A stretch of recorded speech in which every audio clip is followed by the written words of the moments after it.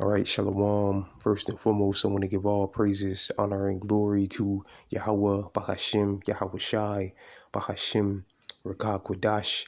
Second of all, I want to give double honors to my elders and apostles of Great Millstone, Elder Tahar, and on down that rule well.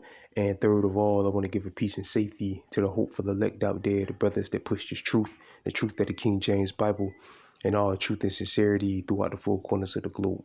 All right, so I just want to do a short lesson of how alone the spirit of Yahweh Shem Yahweh Shai allows it to go.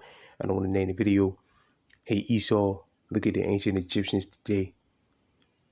You're going to go down like they went down. All right. And the Lord's not going to take you down exactly how he took them down.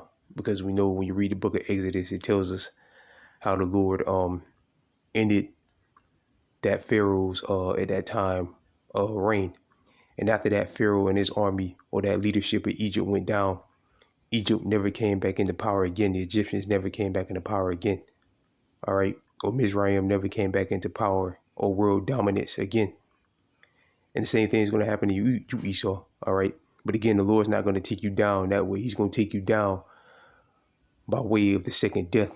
All right. Which is going to come by fire, which is going to come by way of them nuclear warheads, which are going to be shot by your own brethren, the Russians, and the different NATO and EU Edomites, and other nations that hate you, that possess the nuclear weapons. All right. And just like they went down, Lord Woods Brothers can see on the screen. All right. Which I believe I did do a video speaking on how the downfall of the ancient pagan Egyptians. All right. Pretty much look at them today. These are the people that you read about in the book of Exodus. All right. Which I mentioned in the last video, I did concerning this topic a while back. At one point, it was forbidden for us to even eat with these people, sit at the same table and eat with these people, just like with Esau. At one point, these people were so high and mighty and royal in their own head anyway, that it wasn't even allowed for us. It was an abomination. The scriptures say it was an abomination. When you read the book of Genesis, all right, when our forefather Joseph, when he was in Egypt, all right, it was an abomination for us to eat with them. It was an abomination for the Hebrews to eat with them Egyptians. All right. Just like at one point it was with us with Esau. We couldn't go in the same restaurant with him. We couldn't drink at the same water fountain as him. All right. So on and so forth. All right. So at one point, just like you, Esau, these people looked at themselves or held themselves at a high esteem that I wouldn't dare eat around a nigga. I wouldn't dare eat around a Hispanic, a Hispanic, or a Native and Seminole Indian. All right. They had that same exact attitude at one point. All right. But look at them now. They'll take they'll take help from a nigga now. All right. They'll take help from a so-called black, Latino, Native and Seminole Indian now. Cause look at the lower state that the Lord put them in. All right. Look at the lower state that the Most High, our Lord Yahweh Bashim Yahweh Shai, put them in. For once, the most dominant nation on the planet to nothing. To Lord Will's brothers can see on the screen, the world poorest countries in 2024. Number one is South Sudan, the people in Sudan, which Elder Tahar again has went into many times. The people that live in South Sudan are the ancient pagan, or Sudan are the ancient pagan Egyptians. All right, they got pushed out of the land of Egypt. All right. And them Arabs took over. All right. I believe they're Arabs. Yeah, I believe them Arabs took over Egypt. And now it's McDonald's and all of that because they got deals with Esau and all that. But yeah, these people at one point were great and mighty people. All right, but again, now look at them. From the most dominant the most dominant nation on the earth to number one on the poorest countries list. All right, it says number one, South Sudan, the very poorest of the world's poorest countries. South Sudan has been wreaked by violence since its creation in 2011. rich in oil reserves. The landlocked state of roughly 15 million represents a state textbook example of resource curse, whereby abundance foster, because Esau has got his hand in there, man. All right, because Esau really controlled that shit. Again, that's why there's McDonald's and shit in Egypt. But the scriptures say, the earth was given into the hands of the wicked. All right, what was I? It says, social division, equality, corruption, and warfare. The majority of the population is employed in traditional agriculture, although violence and extreme climate events often prevent, but that's the Most High bringing judgment on them, all right, to this very day, prevent farmers from planting or harvesting crops. This year, an estimated 9 million people, over 60% of South Sudan population, will be in need of humanitarian assistance. But again, at one point in time, like, believe it or not, at one point in time, it was an abomination. If you weren't an Egyptian, it was an abomination for you to sit at the same table and eat with these people. All right? At one point in time. Again, during the time of our forefather Joseph, when he was in Egypt. But look at them now. Again, world poorest countries in 2024, the hopeful year of Jacob's trouble. Number 1 on the list, South Sudan. All right? So, Esau, let this be a lesson to you, which we know you don't, the scriptures say your inward thoughts is your house should continue forever. You look at stuff like this and just wave it off. But this is going to be you're going to be worse than them. You're going to be in a worse case than them. All right? You're going to be in a way worse case than them. You're going to get way worse than what they got. All right? Because at least they still can, somewhat, in their super lower state, there's still some type of freedom for them. You ain't going to have no freedom, man. All right? And after that, you serve your captivity for 1,000 years. You're going to be done away with. All right? But it just shows, man. Again, the Most High setteth up one and bring it down another. All right? This the book of Amos, chapter 9. Let's see where to start. I just started verse 12. It's the book of Amos, chapter 9, verse 12. They that may possess the remnant of Edom and of all the heathen which are called by my name, say the Lord that doeth this. Behold, the days come, saith the Lord, that the plowman, who's the plowman?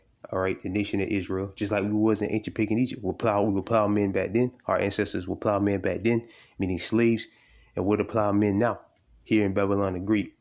All right, or wherever brothers are scattered, brothers and sisters are scattered. The plowman shall overtake the reaper. Who's the reaper? The ones that reap the benefits off the backs of the plowman, which is Esau. Just like back then it was the Egyptians, today is Esau. And the tender, and the treader of the grapes, him that soweth seed. And the mountains shall drop sweet wine, and all the hills shall melt. And I will bring again the captivity of my people of Israel, and they shall build the waste cities and inhabit them, which the heathen are going to do that. The Egyptians and the Edomites. All right, Mizraim and Esau, and they shall plant vineyards and drink the wine thereof, and they shall also make gardens and eat the fruit of them. And I will plant them upon their land, which is the land of Israel, and they shall no more be pulled up out of their land, which I have given them, saith the Lord Yahweh. Right, so after this captivity right here, for the nation of Israel, there'll be no more captivity. All right, because the Lord will make us perfect, and there'll be no reason for the Lord to punish us anymore. Why did the Lord put us in this situation? All right, because we transgressed his law, statutes, and commandments. So when the Lord make us perfect, to 144,000% perfect, all right, we won't break his laws anymore. So it'll be no reason for the Most High to punish us anymore. All right. But again, the main part I wanted out of this was to say the plowman shall overtake the reaper. Just like the Lord took us out of ancient pagan Egypt. All right. Which again, back then we were the plowmen and they were the reapers. They reaped the benefits off our backs, the work of our ancestors' backs. The Most High took us out of there and gave us a land flowing with milk and honey. All right, which is the land of Israel. Scripture says Jeshurun waxed fat and kicked. We were living super good, but then we went off and, went off, and now we're in the situation here. But the Lord said that matter of fact, let's get this. Where's that? Second Esdras or Salakia.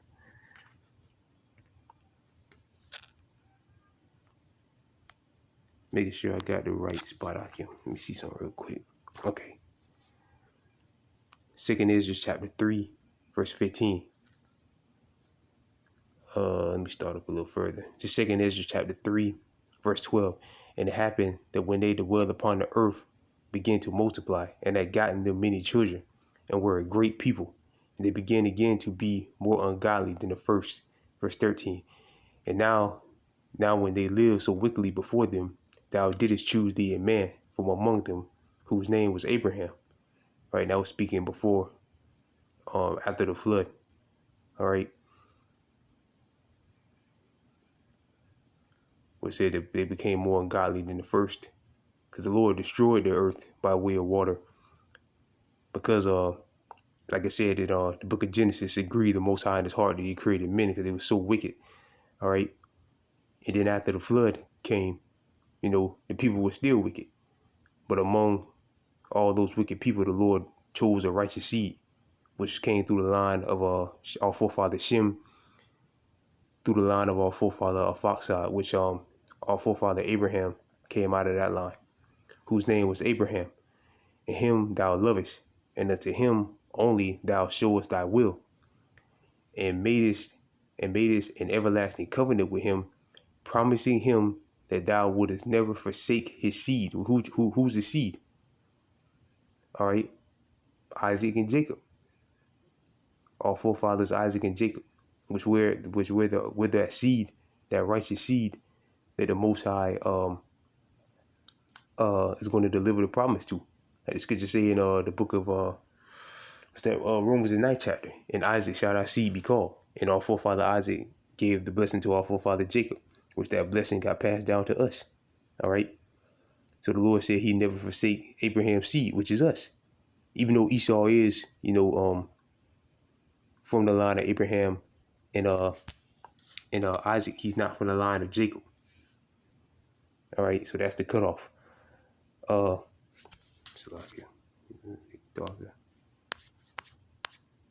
brothers. Reading on though, verse 16, and unto him thou givest Isaac, and unto Isaac also thou gavest Jacob and Esau. And as for Jacob, thou didst choose him to thee, and put by Esau, right? Push Esau to the curb. All right. So Jacob became a great multitude. And it came to pass that when thou leddest his seed out of Egypt, thou broughtest them up to the Mount Zion, and born in heaven, and thou didst set fast the earth, movest in the whole world, and madest the depths to tremble, and trouble the man of the age. Right. So it said he brought him to Mount Zion, which is the land of Israel. All right, but let's go back right here.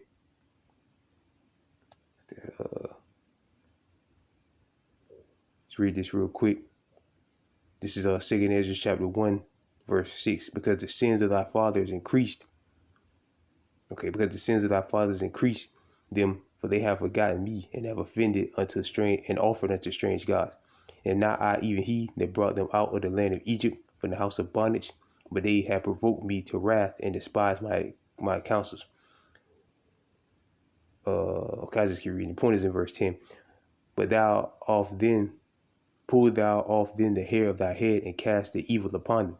For they have not been obedient unto my law, but it is a rebellious people. And that's why we're in the position we're in right now. Verse 9, and how long shall I forbear them, in whom I have done so much good? Here's the point, verse 10. Many kings have I destroyed for their sake.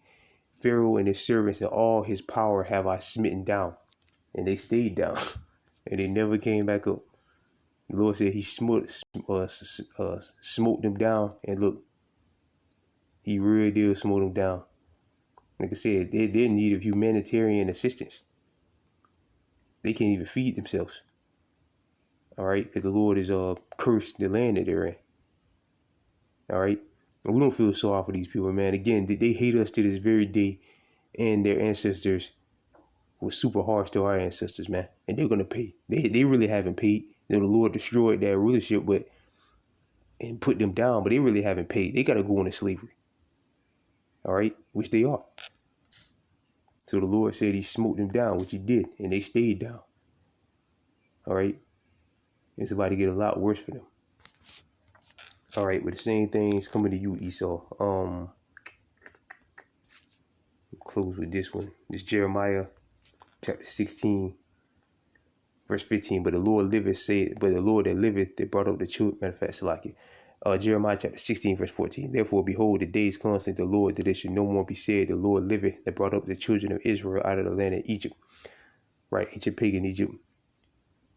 But the Lord liveth, that brought up the children of Israel from the land of the North America, and from all the lands wherein he had driven them, right? Because the elect is scattered everywhere. And I will bring them again into their land, which is the land of Israel, that I gave unto their fathers, right? So the Lord said he's going to, just like he's going to destroy the land of the north, which is America, all right, and set up the nation of Israel, all right? Just like he did when he took the Egyptians down, all right? Or one more precept. Because that destruction was so great that destruction was so great that the whole known world at that time had heard about it. All right, this is Joshua, the book of Joshua, chapter 2, verse I